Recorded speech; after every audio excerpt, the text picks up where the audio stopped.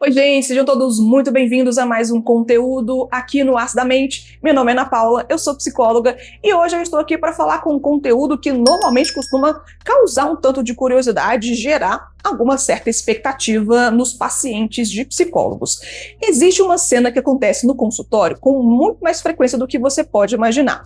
Depois de algumas sessões, o paciente chega para a gente com um tom de voz baixo e diz: "Eu acho que eu preciso te contar uma coisa." E aí eu já percebo que o que vem a seguir vem acompanhado de vergonha. Aí o paciente continua: "É que meu psiquiatra me passou um antidepressivo e eu comecei a tomar."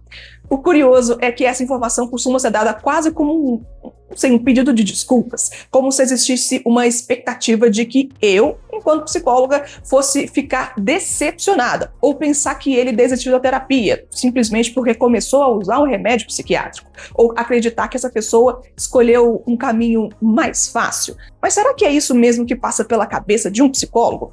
Hoje eu quero abrir um pouco da porta do outro lado do consultório e contar o que geralmente nós pensamos e muitas vezes não dizemos aos nossos pacientes. Fica comigo porque hoje esse será o tema aqui no As da Mente e se inscreve se ainda não está inscrito.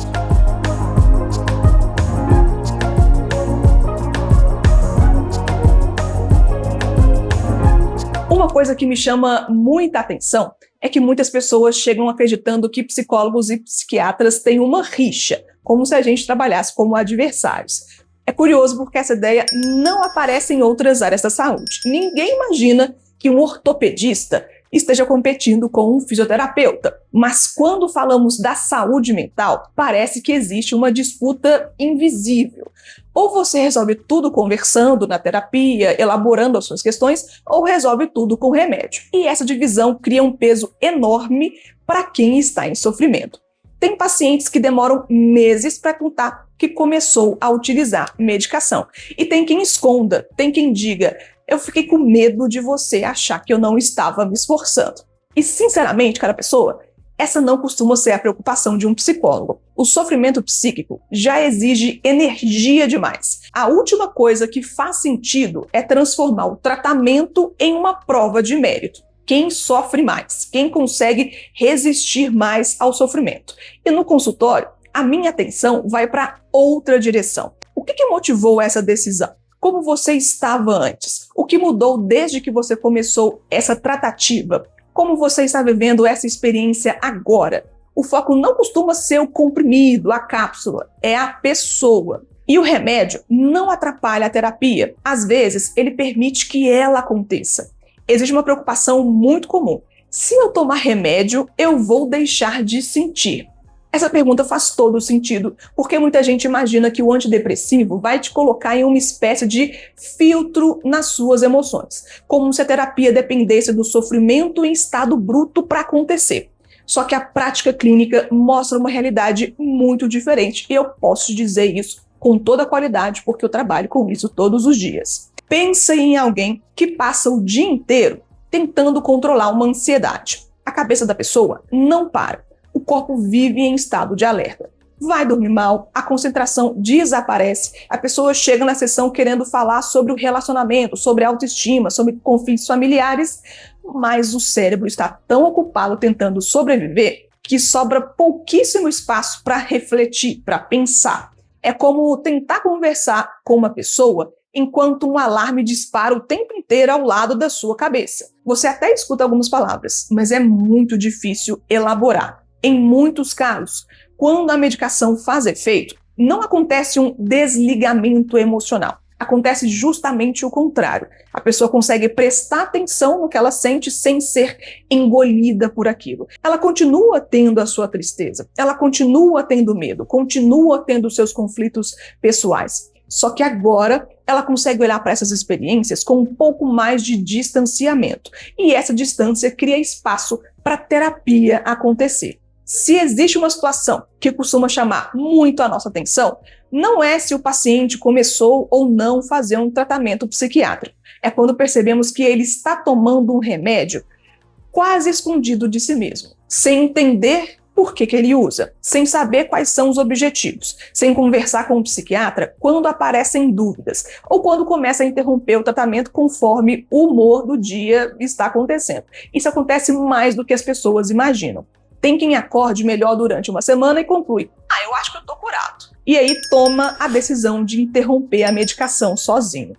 Dias depois, cada pessoa, os sintomas vão voltar. A pessoa acredita que piorou porque o remédio fez mal, quando muitas vezes o cérebro simplesmente ainda estava em processo de adaptação e a interrupção, lógico, foi precoce.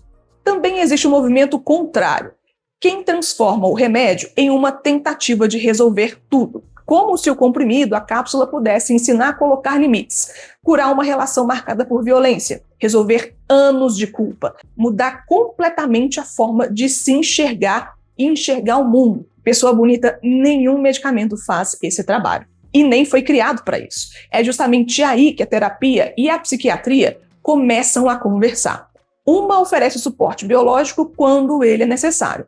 A outra ajuda a construir mudanças que nenhum comprimido consegue fazer. E existe um pensamento que aparece muitas vezes enquanto estamos escutando um paciente. Não é uma conclusão, é uma observação silenciosa.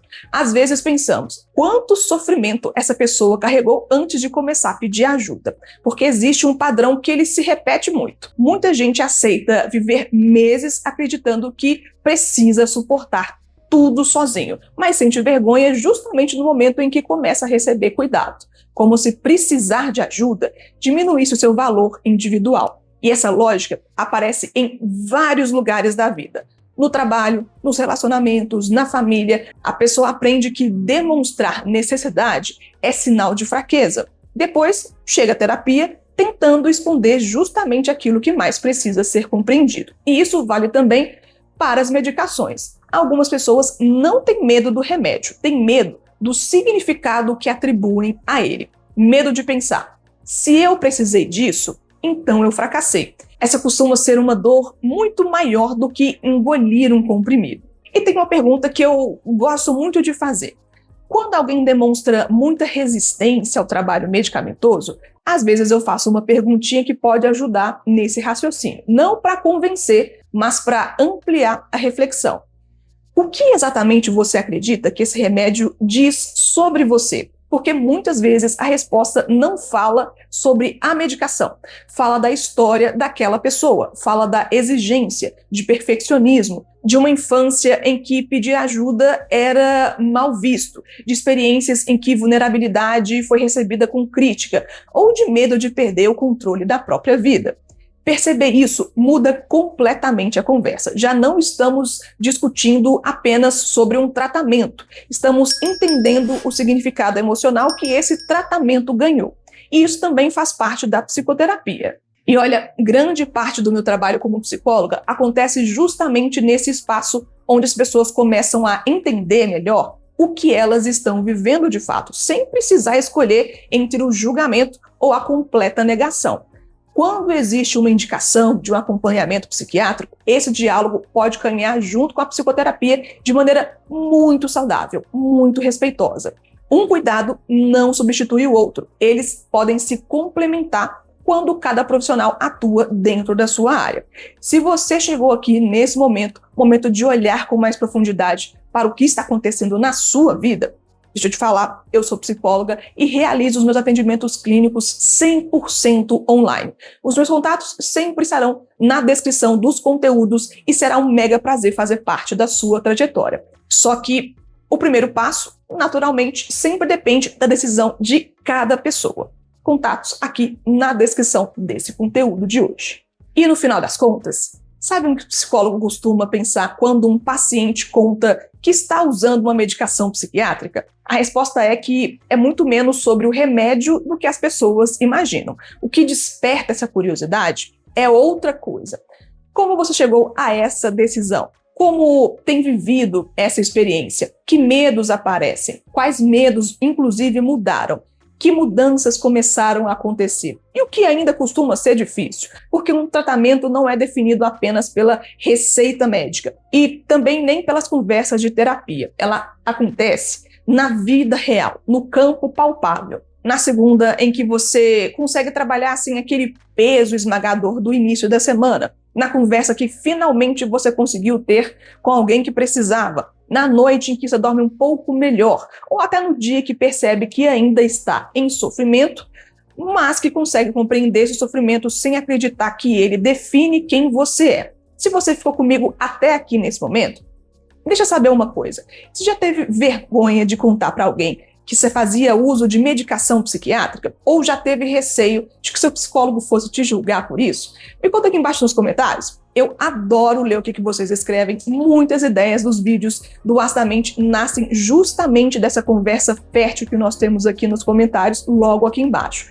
Se esse conteúdo trouxe uma perspectiva nova para você, eu te peço que deixe o seu like, o seu gostei e compartilhe esse conteúdo com alguém que esteja vivendo exatamente esse conflito em silêncio. Eu te peço também que se inscreva aqui no canal. Eu tenho certeza que nós ainda temos muitas conversas a acontecer pela frente. Te deixo aqui meu beijo e espero te encontrar aqui no próximo assunto, aqui no canal.